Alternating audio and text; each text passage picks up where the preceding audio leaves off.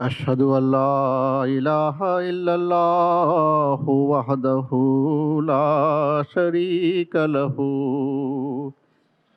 وأشهد أن محمدا عبده ورسوله أما بعد فأعوذ بالله من الشيطان الرجيم بسم الله الرحمن الرحيم والله يدعو إلى دار السلام।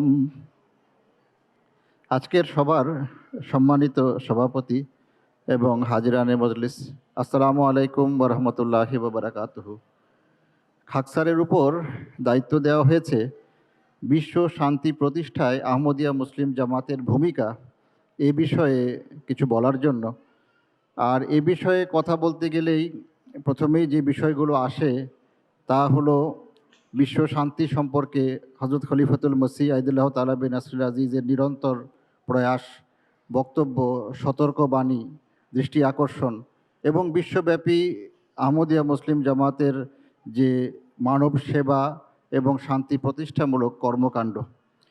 কিন্তু আমি প্রথমে একটু অন্যদিকে যেতে চাই, কেননা আমরা যখনই আমরা কারোর সামনে ইমাম মাহদী আলাইহিস সালামের আগমনের সংবাদ দিই আর বলি যে ইমাম মাহদী আলাইহিস সালাম, এই প্রশ্নের মুখোমুখি হই যে আপনারা যাকে ইমাম মাহদী বলে মানেন তিনি কবে এসেছিলেন, আর আমরা যখন বলি যে তিনি 100 বছর আগে বা তারও বেশি আগে এসে গেছেন, আর তখন তাদের মনে তারা প্রায়শই এই প্রশ্নটা করে থাকে যে কোথায় সেই লক্ষণ? ইমাম মাহদী আসার পরে তো বিশ্বের অবস্থা পরিবর্তন হয়ে যাওয়ার কথা, বিশ্বে তো শান্তি প্রতিষ্ঠিত হওয়ার কথা। সেই জন্য আমার কাছে মনে হয় যে আমি ওই দিকটা একটু আলোচনা করতে চাই যে আসলে ইমাম মাহদী আলাইহিস সালামের আগমন এবং আহমদিয়া মুসলিম জামাতের প্রতিষ্ঠার পরে কিভাবে শান্তি প্রতিষ্ঠা হওয়ার কথা। আমরা যদি সেই জিনিসটা জানি তাহলে আমাদের প্রত্যাশা কতটুকু পূর্ণ হয়েছে বা কিভাবে পূর্ণ হবে বা কিভাবে পূরণ হচ্ছে সে নিয়ে আমরা আলোচনা করতে পারবো। ইমাম মাহদী আলাইহিস সালাম সম্পর্কে যে বর্ণনাগুলো আছে তার মধ্যে অনেকগুলোতেই এরকম আছে যে তিনি আসার পরে শান্তি প্রতিষ্ঠিত হবে, ন্যায় বিচার প্রতিষ্ঠিত হবে। উদাহরণস্বরূপ একটা হাদিস নিই, আবু দাউদ বাবুল মাহদী, সেখানে বলা হচ্ছে ইয়ামলাউল আরদা কিস্তান ওয়া আদলান, যে ইমাম মাহদীর আগমনের কথা বলার পরে বলছে যে এরপরে পৃথিবী ন্যায় বিচার এবং শান্তি এবং ন্যায় বিচার, সততা, ন্যায় বিচারে ভরে যাবে, অর্থাৎ ন্যায় বিচার প্রতিষ্ঠিত হবে। তো তাহলে তো এই প্রশ্ন আসতেই পারে যে ইমাম মাহদী আসলো, কোথায় ন্যায় বিচার, কোথায় বিশ্ব শান্তি, কি হলো? আমি আমাদের নতুন প্রজন্ম, বিশেষ করে তাদের দৃষ্টি আকর্ষণ করব আমাদের প্রবীণ বুজুর্গ এই মৌলানা সৈয়দ এজাজ আহমদ সাহেবের আহমদিয়াত বইটার দিকে। এই বইয়ের একটা অধ্যায় আছে, যে অধ্যায়ের বিষয়বস্তু হলো আহমদিয়াত তথা ইসলামের বিশ্বব্যাপী বিজয়। সেখানে তিনি এই বিষয়টা খুব বিস্তারিতভাবে আলোচনা করেছেন। তিনি বলেছেন যে আল্লাহ তাআলার পক্ষ থেকে যে সমস্ত প্রত্যাদিষ্ট পুরুষ এসে থাকেন তার দুটো রূপ রয়েছে, আর এগুলো সবই মসিহ মউদ আলাইহিস সালাম নিজেও আলোচনা করেছেন, কিন্তু সেখানে সহজভাবে লেখা আছে, আমাদের কাছে বইটা পাওয়া যায়। বলা হচ্ছে যে কেউ কেউ জালালি আর কেউ জামালি। জালালি মানে কেউ প্রতাপ নিয়ে আসেন, আর কেউ জামালি মানে তিনি স্নিগ্ধ সৌন্দর্য, সূর্যের যেমন তীব্র রোদ, তীব্র আলো, আর চাঁদের আলো স্নিগ্ধ, এটাকে অনেকটা আমরা বলতে পারি জালালি আর জামালি। হজরত মুসা আলাইহিস সালামের সাথে রাসূলুল্লাহ সাল্লাল্লাহু আলাইহি ওয়াসাল্লামের তুলনা করা হয়েছে পবিত্র কোরআনে। আর আমরা জানি যে মুসা আলাইহিস সালামের সময় তিনি মূল শরীয়ত নিয়ে এসেছিলেন। তার সময়ে তার জীবদ্দশাতেই ফেরাউনের সাথে তার লড়াই হয়েছিল বা তার যে মোকাবেলা হয়েছিল, এবং তার জীবদ্দশাতে অনেক কিছু ঘটে গিয়েছিল। আর এরপরে চতুর্দশ শতাব্দীতে তার মসিহ হিসাবে ঈসা ইবনে মরিয়ম আলাইহিস সালাম এসেছিলেন। আর সেই সময় যে জামাত প্রতিষ্ঠিত হয়েছিল, সেই সময় তিনি যে দল প্রতিষ্ঠা করেছিলেন, তারা কিন্তু অত অল্প সময়ে বিজয় লাভ করেনি। তারা দীর্ঘ সময়ে শত শত বছর তারা অত্যাচারিত ছিল। যদি আপনারা রোম সাম্রাজ্যের ইতিহাস পড়েন তাহলে দেখবেন যে আজকে থেকে 2000 বছর আগে ঈসা আলাইহিস সালাম এসেছিলেন, কিন্তু প্রথম 200-300 বছরে ঈসা আলাইহিস সালামের কোনো উল্লেখই পাওয়া যায় না। বরং আপনারা যদি কেউ রোমে যান, রোমের পাশে ক্যাটাকম্বগুলো আছে, পাহাড়ের গুহায়, পাহাড়ের মধ্যে তারা লুকিয়ে থাকতেন। যে যারা ওই রোম পর্যন্ত পৌঁছেছিলেন, পাহাড়ের এমন অবস্থা ছিল তাদের অত্যাচারের, তাদের উপর অত্যাচারের, যে তারা পাহাড়ের গায়ে, মানে আমরা যেমন বুকশেলফ বানাই দেয়ালের মধ্যে, তারা সেইভাবে বুকশেলফের মতো করে কবরস্থান বানিয়েছিলেন। মানে মানুষকে কেউ মারা গেলে, তাদের কেউ মারা গেলে তারা কবর দিতে পর্যন্ত পাহাড় থেকে বাইরে অনেক সময় আসতে পারতেন না। ওই পাহাড়ের ভিতরে তারা যেখানে ঘর কেটে বা গুহার মধ্যে তারা যেখানে বাস করতেন, তারই গায়ে তারা তাকের মতো করে তাদেরকে কবর দিত। এইরকম অত্যাচারের মুখে তারা ছিলেন। 309 খ্রিস্টাব্দে রোম সম্রাট কনস্টান্টিন যখন খ্রিস্ট ধর্ম গ্রহণ করলেন, তারপরে তারা বেরিয়ে আসে। এবং তারপরে সেই রোম এখন এই যে ভ্যাটিকান সহ যে পোপের কেন্দ্র, খ্রিস্ট ধর্মের কেন্দ্র, সেই এবং সেখান থেকে যে বিশ্বব্যাপী তার বিস্তার, সেটা শুরু হয়েছে। মসিহ মউদ আলাইহিস সালাম, আজকের যুগে ইমাম মাহদী আলাইহিস সালামও এই কথা বলে গেছেন। বরং তার আগে পবিত্র কোরআনে এই কথা বলা হয়েছে। ঈসা আলাইহিস সালামের দৃষ্টান্ত দিতে গিয়ে বলা হচ্ছে যে সেই শস্য বীজের সাথে তুলনা করা বলা হয়েছে, যে কৃষক যা মাটিতে বপন করে এবং ধীরে ধীরে সবল হয়ে সেই বীজ আপন চারা বের করে, অবশেষে তা মোটা ও মজবুত হয়ে আপন কাণ্ডের উপর দাঁড়ায় এবং বপনকারীকে আনন্দ দান করে। তো এই বিষয়টা এটা একটা সম্পর্কযুক্ত বিষয়, যে মুসা আলাইহিস সালামের যে বিজয় আর ঈসা আলাইহিস সালামের যে বিজয়, তার মধ্যে পার্থক্য রয়েছে। আর তেমনিভাবে রসুলুল্লাহ সাল্লাল্লাহু আলাইহি ওয়াসাল্লামের সময়ের যে বিশ্বব্যাপী প্রাধান্য বা তার সময়ের যে জগতের উপর প্রাধান্য, আর পরবর্তীতে সেটা ধীরে ধীরে হওয়ার ছিল। ইবনে মাজার হাদিসে আছে যে ইসলামের যে প্রারম্ভিক যুগে গরিব ছিল, এবং পরবর্তীতেও একটা যুগ আসবে যখন এই গরিব থাকবে। এই গুরাবায়ের অনেক অর্থ হতে পারে। এর মানে কেবল দরিদ্র না, বরং দুর্বল, একটা নগণ্য একটা অবস্থান, বিনয়ী, ছোট, দুনিয়ার চোখে নগণ্য একটা দল থাকবে। আর তারপরে বলা হচ্ছে ফাতুবা লিল গোরাবা, যে কিন্তু এই গরিবরাই, এই সাধারণ অল্প সংখ্যক ত্যাগী, বিনয়ী বা তুচ্ছ দরিদ্র, এরাই হলো ধন্য। এরাই হলো ধন্য। অর্থাৎ পরবর্তী যুগেও একটা সময় থাকবে যখন বাহ্যত সত্য পথের যারা অনুসারী, তারা দীর্ঘদিন তারা দুনিয়ার চোখে নগণ্য থাকবে, কিন্তু তাদের মাধ্যমে ভবিষ্যতে এই সত্য প্রকাশিত হবে। মসিহ মউদ আলাইহিস সালাম এই কথা বলতে গিয়ে বলেছেন যে এরপর আজ হতে 3য় শতাব্দী পূর্ণ হবে না, যখন ঈসা আলাইহিস সালামের অপেক্ষাকারীরা, মানে যারা ঈসা আলাইহিস সালামের জন্য অপেক্ষা করছেন, তারা কি মুসলমান কি খ্রিস্টান, সকলে অত্যন্ত হতাশ ও বিরক্ত হয়ে মিথ্যা বিশ্বাসকে পরিত্যাগ করবে। তখন পৃথিবীতে একটাই ধর্ম হবে এবং একই নেতা। আর আমি তো একটি বীজ বপন করতে এসেছি, সুতরাং আমার হাত দ্বারা ওই বীজ বপন করা হয়েছে। এখন এটা বৃদ্ধি লাভ করবে এবং বিকশিত হবে, কেউ একে প্রতিহত করতে পারবেন না। মসিহ মউদ আলাইহিস সালাম এইটার বীজ বপনের তুল্য তার কাজ বলেছেন, আর বলেছেন যে ভবিষ্যতে এটা বড় হবে, ভবিষ্যতে এর বিস্তারিত রূপ প্রকাশ পাবে, এবং বিশ্ব শান্তি কিভাবে প্রতিষ্ঠিত হয় সেটা ভবিষ্যতে প্রকাশ পাবে। আর সেই সাথে এটা একটা বিষয় যে পবিত্র কোরআনে যেখানে আল্লাহ তাআলা খেলাফতের প্রতিশ্রুতি দিয়েছেন, সেখানে আল্লাহ তাআলা বলেছেন ওয়ালা ইউবাদদিলান্নাহুম মিন বাদি খাউফিহিম আমনা, যে তাদের ভয় ভীতির অবস্থার পর তিনি একে তাদের জন্য নিরাপত্তায় পরিবর্তন করে দিবেন। সুতরাং ভয় ভীতির অবস্থার পর নিরাপত্তার যে প্রতিষ্ঠা, শান্তির যে প্রতিষ্ঠা, এটা সরাসরি ইমাম মাহদী আলাইহিস সালাম এবং তার মাধ্যমে প্রতিষ্ঠিত খেলাফতের সাথে সম্পর্কযুক্ত। সুতরাং এই খেলাফত বিশ্বের উপর কিভাবে প্রাধান্য লাভ করবে, এই যে 300 বছরের বর্ণনা মসিহ মউদ আলাইহিস সালাম দিয়ে গেছেন, এইখানে ধাপে ধাপে কিভাবে শক্তিশালী হবে, সেটা বুঝতে পারলে আমরা বুঝতে পারবো কিভাবে বিশ্ব শান্তি প্রতিষ্ঠার লক্ষ্যে কাজ চলছে। খেলাফতকে শক্তি দানের বিষয়টা আবার আরও একটা বিষয়ের সাথে সম্পর্কযুক্ত, যেটা অনেক সময় আমাদের দৃষ্টির আড়ালে থাকে। সেটা হলো ওসিয়ত ব্যবস্থা। মুসলিম মাউদ রাদিয়াল্লাহু তাআলা আনহু বলেছেন, আহমদিয়া মুসলিম জামাতের 2য় খলিফা, তিনি বলেছেন নতুন বিশ্ব ব্যবস্থার ভিত্তি 1905 সালে রচিত হয়েছিল। বিশ্ব আজ নতুন কোনো বিশ্ব ব্যবস্থার মুখাপেক্ষী নয়। প্রত্যেক ব্যক্তির জন্য খাদ্য, বস্ত্র, বাসস্থান, চিকিৎসা ও শিক্ষার ব্যবস্থা অবশ্যই করতে হবে। কখনো কখনো এ আপত্তি উঠানো হয় যে আমাদের জামাতের অগ্রগতি এত ধীর যে কবে এ বিশ্ব ব্যবস্থা প্রতিষ্ঠা পাবে তা কল্পনা করা সম্ভব নয়। এর উত্তর হলো, যে কাঠামো দৃঢ় ভিত্তির উপর প্রতিষ্ঠিত নয়, অচিরেই তা ভুলুণ্ঠিত হয়। তড়িঘড়ি করে যেসব সামাজিক বা অর্থনৈতিক ব্যবস্থার পক্ষে আজকাল প্রচার করা হচ্ছে, অচিরেই তা নিঃশেষ হয়ে যাবে।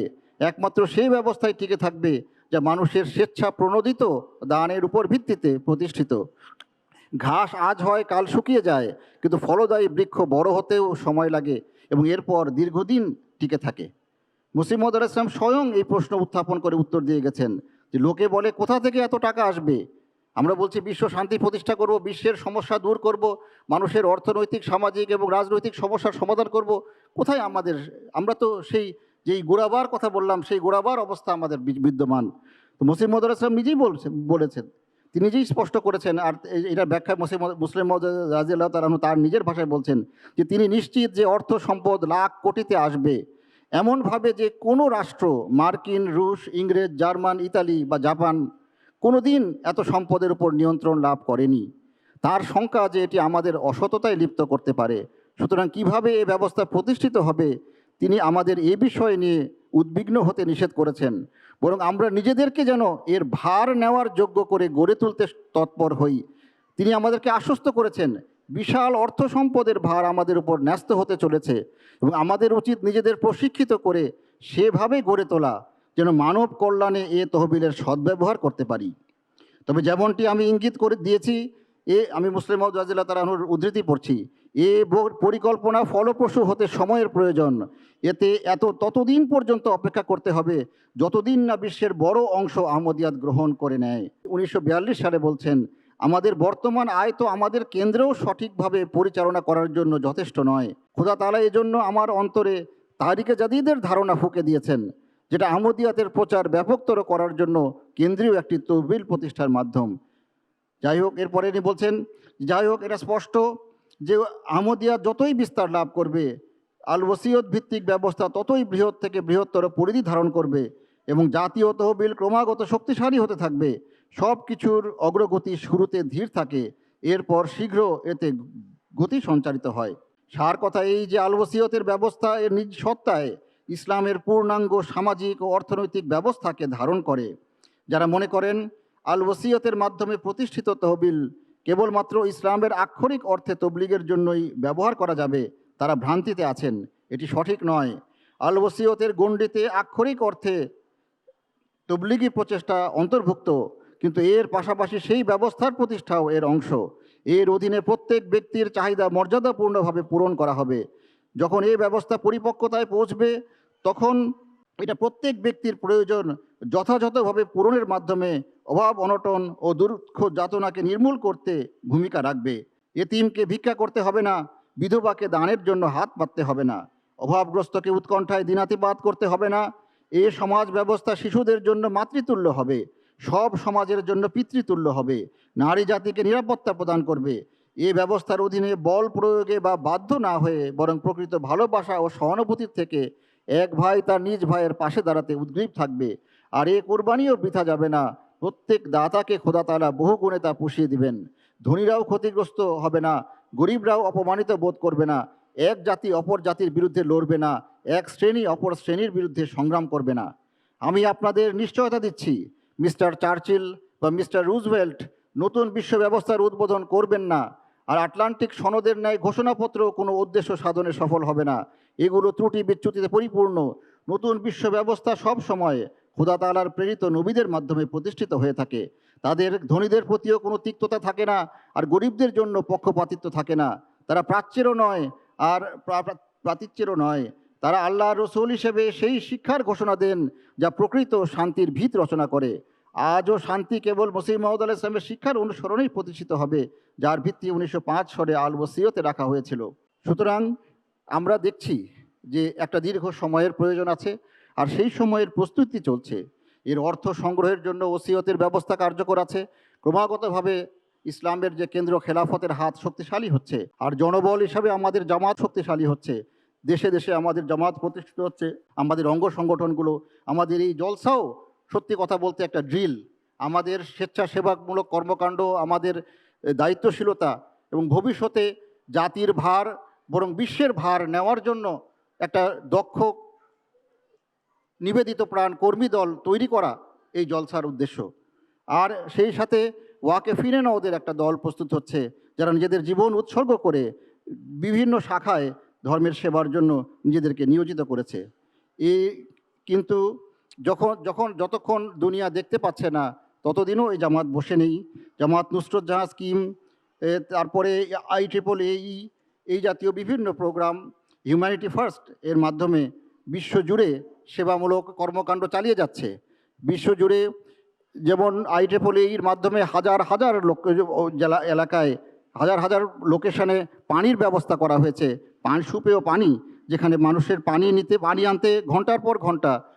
একটা বলে আছে যে একবার একটা শুনেছিলাম যে একজনকে বলেছে যে তুমি ছোট ছেলেকে জিজ্ঞেস করছে যে তুমি আফ্রিকার একটা ছোট্ট ছেলে, যে তুমি পড়াশোনা করো না কেন, স্কুলে যাও না কেন, সকালবেলা তুমি কি করো? বলে সকালবেলা আমি পানি আনতে যাই। বলে তাহলে বিকালে কি করো? বলে বিকালে আমি পানি নিয়ে ফেরত আসি। মানে তার জায়গা থেকে ভোরবেলা বের হয়, 5-6 ঘন্টা হেঁটে দুপুরবেলা পানির উৎসের কাছে পৌঁছে সেখান থেকে পানি নিয়ে সেই ছেলেটা বাড়ি ফিরে আসে, সন্ধ্যা হয়ে যায়, আবার পরের দিন আবার পানি আনতে যায়। তো কে পড়াশোনা করবে কেমন করে? তো এইসব এলাকায় খলিফা ওয়াক্তের নির্দেশনা অনুসারে জামাত সুপেয় পানির ব্যবস্থা করছে। প্রায় 8 শতাধিক স্কুল চলতেছে, স্কুল কলেজ, আবার হাসপাতাল, আমাদের 40টার উপর প্রায় হাসপাতাল হয়েছে। এর মধ্যে হুজুর সাম্প্রতিকতম নির্দেশনা দিয়েছেন যে বড় বড় হাসপাতাল না বানিয়ে ছোট ছোট ক্লিনিক কিন্তু মানুষের ঘরের কাছে, যে এলাকায় মানুষের চিকিৎসা সেবা নাই সেই এলাকায় সেগুলো পৌঁছাতে হবে। তেমনিভাবে মডেল ভিলেজ প্রজেক্ট চলছে, কৃষিতে সাপোর্ট দেওয়া হচ্ছে। আবার কারিগরি শিক্ষা দেওয়ার জন্য বিভিন্ন জায়গায় টেকনিক্যাল কলেজ প্রতিষ্ঠিত হচ্ছে, মসরুর টেকনিক্যাল কলেজ প্রতিষ্ঠিত হচ্ছে। আবার হিউম্যানিটি ফার্স্টের মাধ্যমে যেমন একদিকে আপৎকালীন ত্রাণের ব্যবস্থা হচ্ছে, আবার একদিকে অনেক রকমের মানব সেবামূলক চলছে, ওয়াটার ফর লাইফ, তারপরে এরপরে তাহের হার্ট ইনস্টিটিউট, গোয়াতেমালার যে হাসপাতাল, বুরকিনা ফাসোতে Masroor eye institute, Masroor international technical college, এগুলো প্রতিষ্ঠিত হচ্ছে। এইভাবে যেখানে যেখানে যতটুকু সম্ভব এই জামাত তার ক্ষুদ্র সাধ্য অনুসারে বিশ্বজুড়ে কাজ করে যাচ্ছে, সেবামূলক এবং মূলক। আবার যেখানে বিদ্যুৎ নাই সেখানে সোলার সিস্টেমের মাধ্যমে বিদ্যুতের ব্যবস্থা করা হচ্ছে। নুসরত জাহান স্কিমের অধীনে শিক্ষক এবং ডাক্তার তারা বিভিন্ন দেশে চিকিৎসা সেবা এবং শিক্ষার ব্যবস্থার তারা অবদান রেখে যাচ্ছেন। তারা নিজেদের জীবন উৎসর্গ করে বা জীবন থেকে কয়েকটা বছর উৎসর্গ করে তারা এই স্কিমের অধীনে কাজ করছেন। আবার এছাড়াও বিভিন্ন জায়গায় ফ্রি মেডিকেল ক্যাম্পের মাধ্যমে কাজ করা হচ্ছে। শুধু যে মানব সেবামূলক না, বরং আন্তর্জাতিক বা বিশ্ব শান্তির প্রেক্ষাপটে যে সমস্ত বড় বড় কাজ হয়েছে তার মধ্যে আহমদীদের বিশেষ অবদান রয়েছে। আর যার মধ্যে স্যার চৌধুরী মোহাম্মদ জাফরুল্লাহ খান সাহেবের নাম না নিলেই নয়। তিনি কেবল জাতিসংঘের সাধারণ পরিষদের সভাপতি ছিলেন না, কেবল আন্তর্জাতিক আদালতেরও সভাপতি এবং 15 বছর বিচারক ছিলেন না, বরং তিনি সেখানে থাকা অবস্থায় পাকিস্তানের পার্মানেন্ট রিপ্রেজেন্টেটিভ শুধু ছিলেন না, তিনি সেখানে থাকা অবস্থায় অনেকগুলো কাজ করে গেছেন। এমন কাজ যেমন ফিলিস্তিনের পক্ষে তিনি যে 1 ঘন্টা 55 মিনিটের যে বক্তৃতা করেছিলেন জাতিসংঘে, তাদের সপক্ষে এত শক্তিশালী দলিল আর কেউ পেশ করতে পারেনি। আরব বিশ্বে সেই যুগে তিনি একজন হিরো বলে পরিচিত ছিলেন। আর সেই সাথে তিনি অনেকগুলো দেশ, লিবিয়া বলি, আলজেরিয়া বলি, সুদান বলি, তিউনিসিয়া বলি, এই সমস্ত দেশ এবং আরও অনেকগুলো দেশ এর স্বাধীনতার জন্য তিনি অনেক বড় ভূমিকা রেখেছেন। নামিবিয়ার স্বাধীনতার পক্ষে তিনি অত্যন্ত যুগান্তকারী রায় দিয়েছিলেন আন্তর্জাতিক আদালতে থাকাকালীন। আবার জাপানকে রক্ষা করা, যখন দ্বিতীয় বিশ্বযুদ্ধের পর যখন জাপানের উপর কঠিন অবরোধ দিয়ে তাকে একেবারে পিষে ফেলার চেষ্টা চলছিল, তখন জাপানের অধিকার রক্ষার জন্য তিনি লড়াই করেছেন, তিনি কথা বলেছেন। তার সারাটা জীবন তিনি এই কাজ করে গেছেন। আর এরপরে তিনি 1982 সালে একটা বিশ্ব ওয়ার্ল্ড পার্লামেন্ট এর একটা নমুনা হিসেবে প্রফেশনাল ওয়ার্ল্ড পার্লামেন্ট গঠন করা হয়েছিল, সেটারও উপর তাকে সেটার প্রথম সভাপতি হিসাবে দায়িত্ব দেওয়া হয়েছিল। তো তিনি এইভাবে কাজ করে গেছেন। আর আজকে আমরা যারা এই প্রজন্ম, যারা স্যার জাফরুল্লাহ খানকে তার প্রাইম টাইমে আমরা যারা দেখিনি, তারা করিম খান সাহেবকে দেখেছি যে কীভাবে বিশ্ব যখন সম্পূর্ণভাবে নীরব ভূমিকা পালন করছে, তখন এই একজন ব্যক্তি সাহস করে দাঁড়িয়েছেন। তিনি বড় বড় নেতাদের বিরুদ্ধে দাঁড়িয়েছেন, কাউকেই ছাড়েননি। এবং তিনি তিনি ন্যায়ের পথেই ছিলেন। সবসময় তিনি তিনি কেবল ইসলামের পক্ষে কাজ করেছেন এরকম বিষয় না, বরং তিনি ন্যায়ের পক্ষে কথা বলেছেন। যেভাবে তার তার মামলায় যেভাবে তিনি যেভাবে নেতানিয়াহুকে অভিযুক্ত করেছেন, সেভাবে হামাসের প্রধানকেও তিনি অভিযুক্ত করেছেন। আর এটাই ইসলাম শিক্ষা দেয়। এই সময়কালে আমাদের এই প্রচেষ্টাগুলো চলমান, কিন্তু এই প্রচেষ্টাগুলো চলতে থাকলেও আমরা দেখছি যে বিশ্বের উপর প্রাধান্য বা বিশ্বের উপর নিয়ন্ত্রণ তো পরাশক্তিগুলোর। আমাদের মনে প্রশ্ন জাগতেই পারে যে যতদিন বিশ্বের এই পরাশক্তিগুলোর নিয়ন্ত্রণ আছে, তখন আমাদের এই প্রয়াসের কী মূল্য? পবিত্র কুরআনে আল্লাহ তাআলা এর উত্তর দিচ্ছেন। সূরা তাহার মধ্যে বলা হয়েছে যে তারা তোমাকে পাহাড় সম্পর্কে প্রশ্ন করে, ফাকুল ইয়ানসিফুহা রাব্বি নাফসান, তুমি বলো, তারা তোমাকে পর্বতসমূহ সম্পর্কে জিজ্ঞাসা করে, তুমি বলো আমার প্রতিপালক সেগুলোকে চূর্ণ বিচূর্ণ করে বিক্ষিপ্ত করে দিবেন। এখন আপনারা স্মরণ করে দেখেন, রাসূলুল্লাহ সাল্লাল্লাহু আলাইহি ওয়াসাল্লামকে কবে কে কোন পাহাড় সম্পর্কে জিজ্ঞাসা করেছেন, আর তিনি উত্তরে বলেছেন যে আল্লাহ তাআলা সেই পাহাড়কে চূর্ণ বিচূর্ণ করে দিবেন? পবিত্র কোরআনে অনেক সময় এই রকম বাগধারা ব্যবহৃত হয়, যে মানুষের মনে যে প্রশ্নগুলো জেগে থাকে সেই প্রশ্নগুলোর উত্তর কোরআনে এইভাবে দেওয়া হয়েছে। যে আমাদের মনে প্রশ্ন জাগে, বিশ্বের নিয়ন্ত্রণ করছে বড় বড় কতগুলো পাহাড়, এই পাহাড়গুলো কি হবে? এই পাহাড়গুলো থাকতে তো আল্লাহ তাআলা উত্তর শেখাচ্ছেন যে তুমি বলে দাও যে আল্লাহ তাআলা এগুলোকে চূর্ণ বিচূর্ণ, বিশ্বের যে পরাশক্তিগুলো আল্লাহ তাআলা এগুলোকে চূর্ণ বিচূর্ণ করবেন, এবং তিনি এগুলোকে মানে একেবারে মসৃণ সমতল ময়দান বানিয়ে দিবেন। লা তারা ফিহা ইওয়াজা ওয়ালা আমতা, এর মধ্যে তুমি না কোনো বক্রতা দেখবে, না কোনো উচ্চতা, মানে একেবারে মিশে সমান হয়ে যাবে। যখন তাদের এই দর্প চূর্ণ হবে, তখন ইয়াউমাইজিন, সেই দিন, ইয়াত্তাবিউনাদ দায়ে লা ইওয়াজা লাহু, সেই দিন তারা সেই আহ্বানকারীর আহ্বান শোনার জন্য প্রস্তুত হবে, যার মধ্যে কোনো বক্রতা নাই। অর্থাৎ রাসূলুল্লাহ সাল্লাল্লাহু আলাইহি ওয়াসাল্লামের আহ্বান বা খেলাফতের যে আহ্বান, এটা বিশ্ব শোনার মতো অবস্থায় এখন নাই। আপনারা যারা শুনেছেন হুজুরের প্রশ্ন উত্তর, অনেক সময় হুজুরকে প্রশ্ন করা হয়, হুজুর আপনি তো বিশ্বের বিভিন্ন নেতাদেরকে চিঠি লিখলেন, কি উত্তর পেলেন? দেখবেন যে তারা চিঠিটাকে খুব একটা মূল্যায়নই করতে পারেনি। হুজুর নিজেও এটা নিরাশ, কিন্তু তার হতাশা প্রকাশ করেছেন হুজুরের। তার নিরাশ বলতে আল্লাহর রহমত থেকে নিরাশ নয়, বরং তিনি তাদের প্রতিক্রিয়ায় হুজুর হয়েছেন যে তাদের প্রতিক্রিয়াটা এত নাও হতে পারত, কিন্তু তারা একেবারেই এটার মূল্যায়নই করতে পারে নাই। একজন বা দুজন উত্তর দিয়েছেন, তাও সেটা অপ্রাসঙ্গিক কথা বলেছেন। তারা এটা বুঝতেই পারছেন না। তারা এখন অহংকারের মধ্যে, অহংকারপূর্ণ একটা অবস্থার মধ্যে আছে। যতদিন না তাদের দর্প চূর্ণ হবে, তো বিশ্বেও শান্তি আসা দুষ্কর, আর এই ভবিষ্যৎবাণী সমূহ পূর্ণ হওয়া যায় না। কিন্তু আল্লাহ তাআলা যে ধ্বংস করেন, আল্লাহ তাআলা যে পাহাড় চূর্ণ করবেন, তারও কিছু শর্ত আছে। যেমন আল্লাহ তাআলা বলেন, ওয়া মা কুন্না মুআযযিবিনা হাত্তা নাবাসা রাসূলা, আমি কখনো আযাব দিই না যতক্ষণ না আমি রসুল পাঠাই। তাহলে আল্লাহ তাআলা রসুল পাঠিয়েছেন, ইমাম মাহদীকে পাঠিয়েছেন, তারপরে তার খলিফাগণকে পাঠিয়েছেন, এবং তারা তাদেরকে আহ্বান করেছেন, তাদেরকে একের পর এক আহ্বান করেছেন, তাদেরকে ন্যায়ের পথ দেখিয়েছেন। হুজুর আকদাস সাইদুল্লাহ তাআলা বিন নাসির আজিজ একের পর এক, আপনারা জানেন, আমেরিকার ক্যাপিটল হিল, যুক্তরাষ্ট্রের ক্যাপিটল হিল, ব্রিটেনের পার্লামেন্ট, ইউরোপিয়ান পার্লামেন্ট, নিউজিল্যান্ডের পার্লামেন্ট, এই কোনো জায়গা হুজুর ছাড়েননি। সমস্ত জায়গায় গিয়েছেন আর তাদেরকে বলেছেন, কয়েকটা মূলনীতির কথা বলেছেন। এক নম্বর কথা হলো যে আল আদল, অ্যাবসলিউট জাস্টিস, পরিপূর্ণ ন্যায় প্রতিষ্ঠা করো। পবিত্র কোরআনে ন্যায়ের মাপকাঠি খুব অত্যন্ত স্পষ্ট করা হয়েছে। নিজের সন্তান, নিজের বাবা মা, নিজের ইসের বিরুদ্ধে হলেও সত্য সাক্ষ্য দিবে, সঠিক কথা বলবে। আর যদি তোমার পরম শত্রুও হয়, তবুও তার বিরোধিতা করবে না, যদি সঠিক বিষয়ে তার সাথে সহযোগিতা করবে, তখন সেখানে তার বিরোধিতা করবে না। কিন্তু আমরা দেখি সব কিছুই হয় পক্ষপাতমূলকভাবে। এরপরে তিনি এই কথা বলেছেন, এইগুলো হলো বিশ্বে অশান্তির মূল কারণ।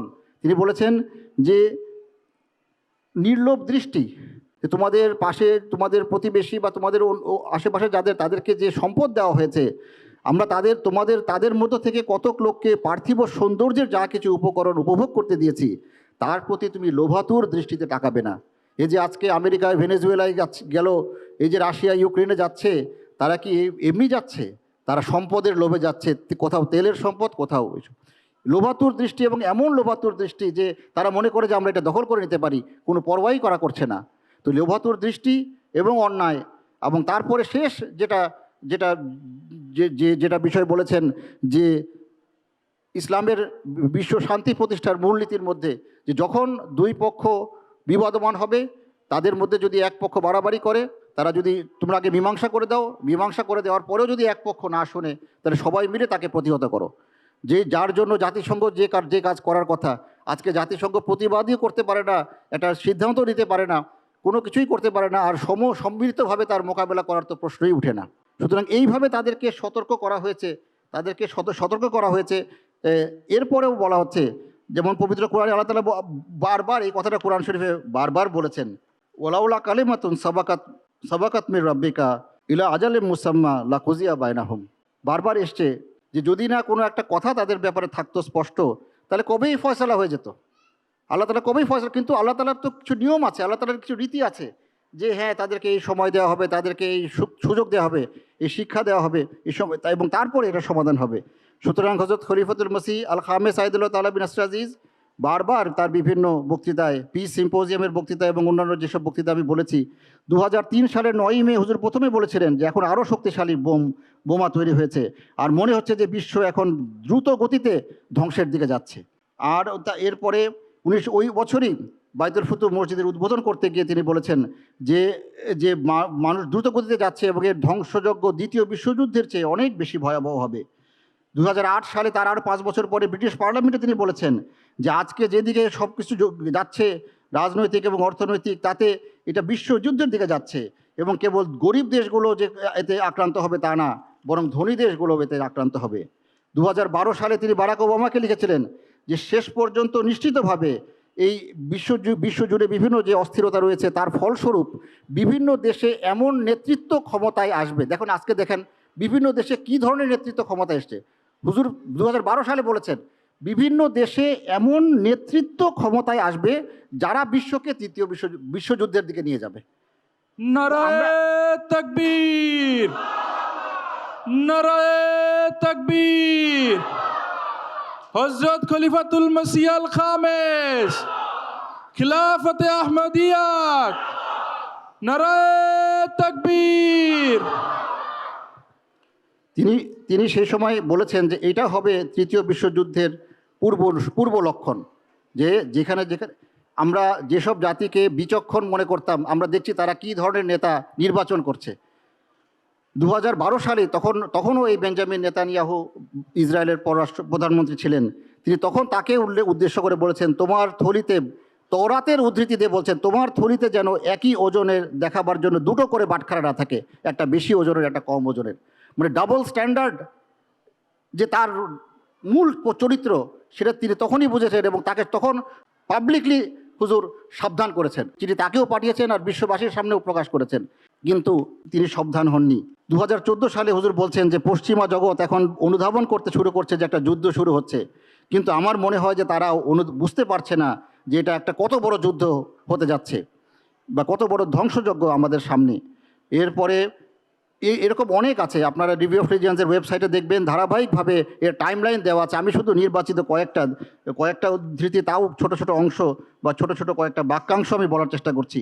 2019 সালে তিনি বলেন যে মনে হচ্ছে যে বিশ্ব নিজের ধ্বংস ডেকে আনার জন্য মরিয়া হয়ে গেছে, আর এর যে ধ্বংসযজ্ঞ এটা আমাদের কাছে আমরা কল্পনাও করতে পারি না, বরং শুধু এইটুকু বলা সম্ভব যে বিশ্ব আর কোনো দিন তার আগের অবস্থায় ফিরতে পারবে না।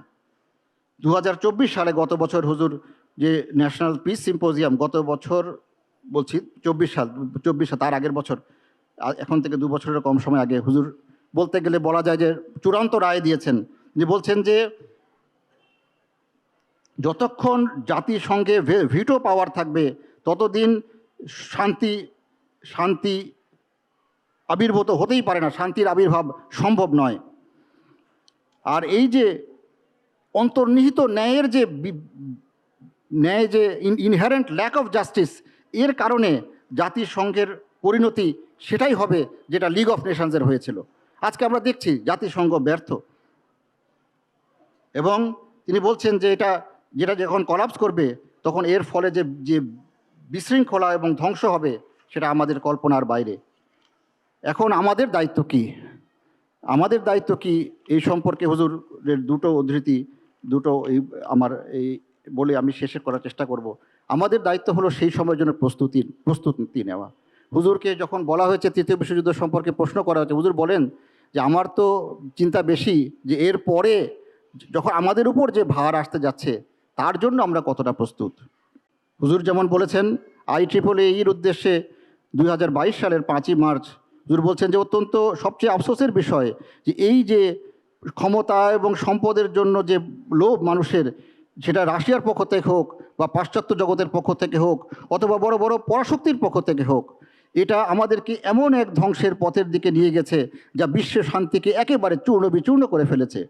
সুতরাং আমরা সবাই আল্লাহ তাআলার কাছে দোয়া করি এবং দেখেন হুজুর দোয়া করে যাচ্ছেন। হুজুর আমরা জানি যে তৃতীয় বিশ্বযুদ্ধ পূর্ব শর্ত, কিন্তু তারপরও হুজুর দোয়া করছেন যেন তৃতীয় বিশ্বযুদ্ধ না হয়, যেন এই যুদ্ধের হাত থেকে মানুষ রক্ষা পায়। আমরা দোয়া করে যাচ্ছি যেন এই যে সংঘাত তার শান্তিপূর্ণ নিরসন হয়। আমি আরও বলছি যদি খোদা না করুন বিশ্বের রাজনৈতিক ক্ষমতাগুলো বিশ্বকে এক যুদ্ধ এবং ধ্বংসযজ্ঞের দিকে নিয়ে যায়, তাহলে এটা আমাদের দায়িত্ব হবে আহমদী মুসলমান হিসাবে। হুজুর খুব সুন্দর একটা শব্দ ইউজ করেছেন, to pick up the pieces. এই যে টুকরা টুকরা হয়ে থাকবে পৃথিবী, সেটাকে কুড়াতে আমাদেরকে এক এক করে কুড়াতে হবে। আহমদীদের দায়িত্ব হবে এটাকে কুড়িয়ে সেটাকে একত্র করা এবং তাদের উপর প্রশমনকারী এক মলম লাগানো সেই ক্ষতের উপর এবং সমাজকে গড়ে তোলা, যেন মানবজাতি এরপরে আর কোনো ধ্বংস এবং দুঃখের দিকে না যায়। আর গত বছর হিউম্যানিটি ফার্স্টের আর মাত্র কিছুদিন আগে 30শে নভেম্বর 2025 হিউম্যানিটি ফার্স্টেরকে উদ্দেশ্য করে হুজুর তাদের সাথে বক্তব্য রাখার পরে শেষ প্রান্তে এসে হুজুর বলেন যে আমি এই কথাও উল্লেখ করতে চাই যে বিশ্বের বর্তমান যে অস্থিরতা সেটাকে প্রেক্ষাপটে রেখে এটা বলা মোটেই বাড়তি কথা হবে না যে বর্তমান বিশ্বের যে বৈশ্বিক অর্থনৈতিক এবং রাজনৈতিক পরিস্থিতি সেটা অত্যন্ত অনিশ্চিত। চারিদিকে সংঘাত সৃষ্টি হয়েছে এবং যেভাবে আমি বহুবার বলেছি যে আমরা ক্রমাগতভাবে একটা বিধ্বংসী বিশ্বযুদ্ধের দিকে অগ্রসর হচ্ছি।